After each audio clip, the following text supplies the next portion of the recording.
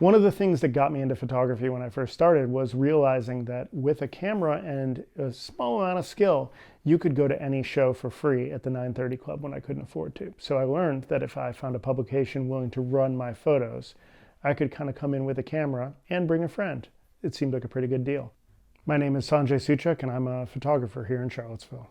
You know, I sort of work in three different areas. One of them is as a music photographer. So my work appears in Rolling Stone or with different artists and their publicity photos, album covers. The other is I do a lot of political protest photography that appears in museums, the Washington Post and New York Times. And then the third is I do a lot of commercial photography. I had already worked for the Dave Matthews Band for many years as in a video capacity. But during a concert for Charlottesville, Stevie Wonder came out to do the last song, Superstition, and him and Dave were holding hands and talking to the crowd. And I had kept a camera on my hip, probably to the ire of the video director. Sorry, Mike. And they were talking so long, I just put down the camera that I was behind them and took this photo. Ended up printing a couple copies and giving them to Dave. And shortly thereafter, I became one of the band's photographers. I never really envisioned a career in that. But over the years, being in Charlottesville, crossing paths with members of the band, and then getting to know other people in the music community, I've sort of created a pretty large career out of working for the musicians, and it's been pretty great. You know, besides Dave Matthews Band, I work a lot with Slightly Stoopid and Public Enemy. And in addition to photography, I still dabble in the concert video area, so I'm currently serving as Nathaniel Rateliff and the Night Sweats video director on their tour. It's been a lot of fun, the variety that I get to experience. From 2013 to 2023, I was the senior photographer for the University of Virginia. For those 10 years, when I wasn't on the road with Dave Matthews Band, I was really putting every spare hour I had into going onto grounds and finding out what was happening, documenting every bit of the day-to-day life at the university, from athletics to marketing, going into interesting classes, the research that faculty are doing, and also telling the story of the history of that sort of impressive behemoth of an organization. So that was a lot of fun to learn a lot about a school that I did not attend and become part of the family there. And I'm very proud of that work. So my interest in the monument situation started with the 2017 protests in Charlottesville. And at that point, I was the staff photographer for the university, and you know, I went down to the lawn the night that the Nazis came up the lawn and witnessed all that, photographed all of that. And it sort of made the issue personal for me. And the next day, also covering everything that happened there, and the tragedy that happened there. Just by happenstance and happening to know people from other projects at UVA, I ended up becoming friends with the contractor who eventually got the contract to remove all the statues.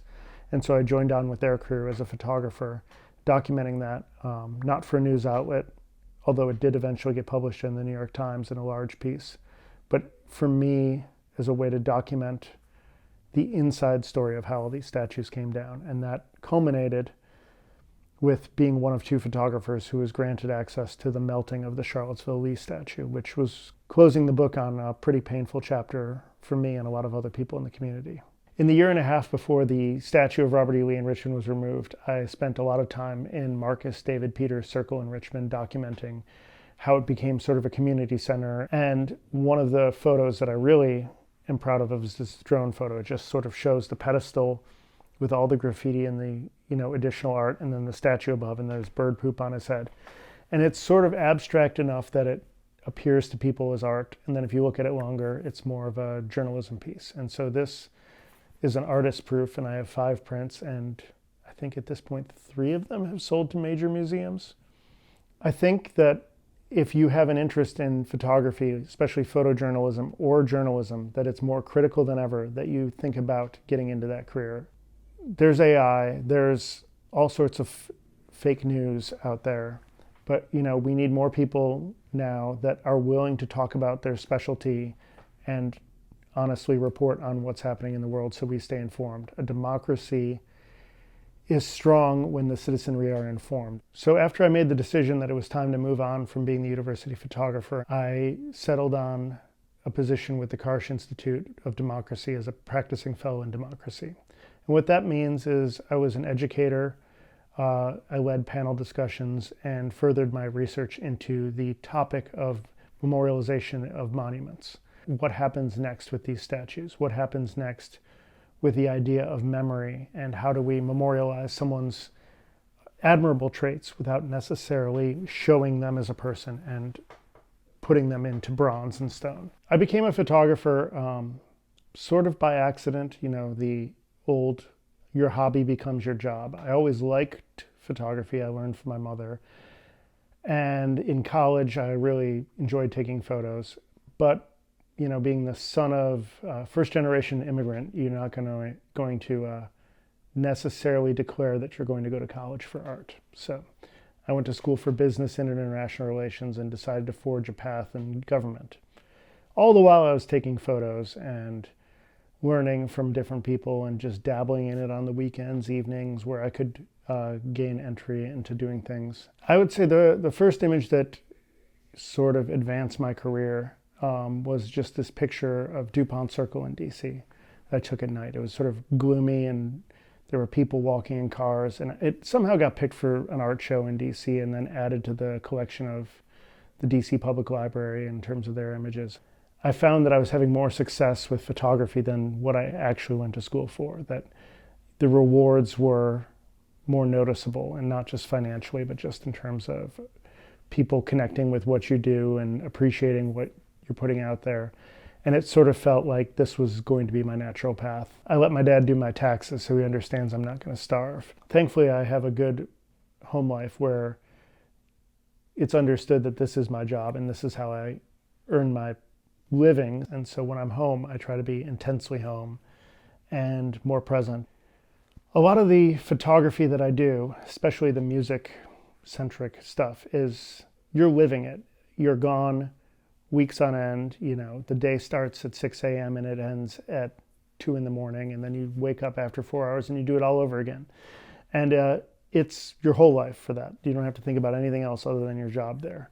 And so it can get a little exhausting and tedious at times. And my partner is really she's good at reminding me that I should stop and appreciate the cool stuff that I get to do. It's been great to start to think about that and try to be more mindful of that. A couple of weeks ago, I was on the stage at Madison Square Garden. We had just done a benefit, the Soul Shine benefit, and I was trying to arrange this big family photo, which is sort of like herding cats a little bit, 20, 30 musicians on stage. And I realized that all of them, I was pretty much friends with all of them. And it was like, this is kind of cool to be standing up there. And, my friends on the video team put my face on the live stream. So my phone was buzzing in my pocket from my parents and other people like, I see you on stage at Madison Square Garden. My advice to someone who wants to become a photographer or artist would be to specialize in one thing from the start. Try to become really good at one thing. If you really like taking photos of horses or cars or sports, focus on that. Get really good and known for that in your community. And people will presume automatically, if you're really good at that one thing, you're good at anything. And then you can figure out how to do that later. The second piece of advice I have would be that the myth of the full-time artist is a modern invention. Most of the great artists of the world also had other jobs. Patent clerk, post office. Andy Warhol did store window designs. And the third tip that I have would be ask questions. If you find somebody who's doing something you want to do, ask them for advice, because everyone is very happy to usually share their secrets. And if you need to warm up someone a little bit, just ask them what the secret to their success is, and they won't say no. I've never had anyone say no. I'm inspired, obviously, by other photographers. Robert Frank and Richard Avedon are some of my favorite photographers. Robert LeBlanc has published a book on the Pentecostal holiness churches of West Virginia. Those are the ones with the snakes. And he published this book and printed it as a Bible. Seeing stuff like that really gets my wheels turning about what I can do differently. I think any creative person, photographer, artist, musician, no one's ever quite right where they want to be. There's always somewhere better that you're trying to aspire to. And if you only focus on that, you'll be pretty miserable, and not focusing on what you have achieved, like what's in the rearview mirror. And I'm not saying live in the past, but look at what's in the rearview mirror. Success isn't linear necessarily either. And when good things start happening, they will start happening more frequently, and that's not a coincidence. My dream gig, I think, would be to be Bruce Springsteen's photographer. That would be pretty great. Or I'd like to be a White House photographer. I think that that's, given my background in politics, being in the front row seat to decisions being made would be pretty interesting.